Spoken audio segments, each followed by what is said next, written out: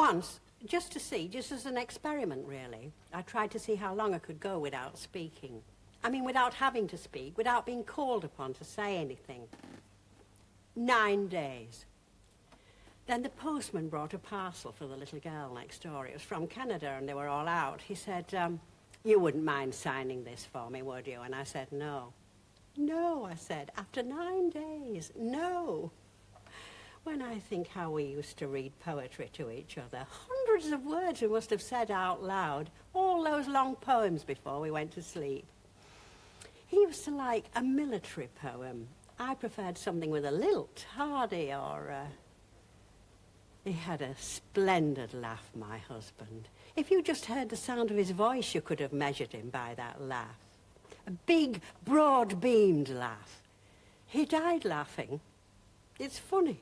After all this time, the one thing that makes me weep is the memory of his laugh.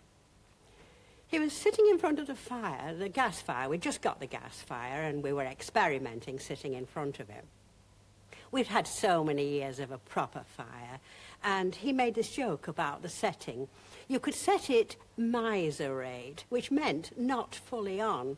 So we set it miserate, and he made this joke. I can't remember what it was. And he started to laugh, and in the middle of the laugh, he died. He said, actually, I feel rather cold, and he fell forward. Anyway, I never did like that fire because I thought it was an insult to all the people who couldn't afford to have it on at full to call it miserate. The first day, you don't have to have a fire each year. That's a lovely day, I think.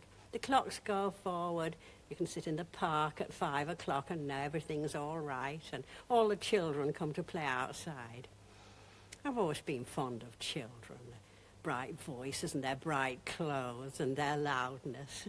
Everything about them is so loud, which I think is rather wonderful, really. Except nothing makes you feel more alone than other people's noise. And the louder they get, the more lonely you feel. The life that goes on next door, the tramping up and down the hall, the bicycles, the music, the slamming of that blasted front door, the rows, the tears, the sheer life. God.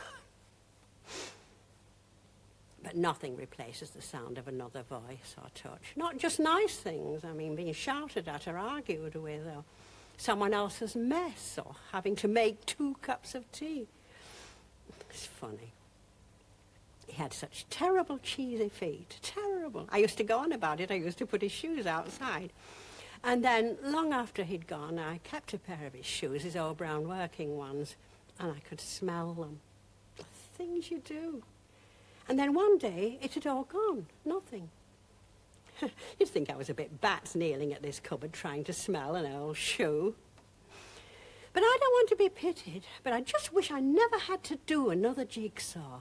I'd love to be part of that big fat life going on outside that window, because I don't think this is the way to deal with people getting old. It can't be. It's the most natural thing in the world.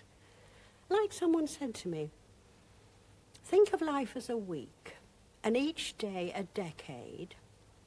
If you think of life like that, by 30, you're already on Wednesday. So, I regret there is no place for me that people see, that I must pounce on the milkman like a cat for a lick of conversation, that each time I stop the girl next door to share a thought about the world or the weather or the colour of her hair, I see her shiver with fear that I will keep her there.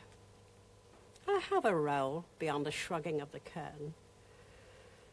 I'm a history, actually. I'm an archive. I'm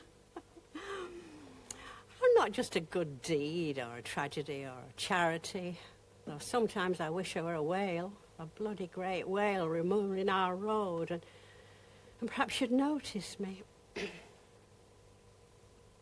One spring, when I was 19, I swam at midnight without clothes on, and my red hair all splayed out, my beautiful red hair, and a man was there.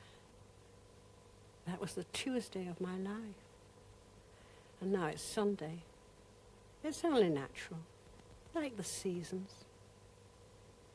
like the air.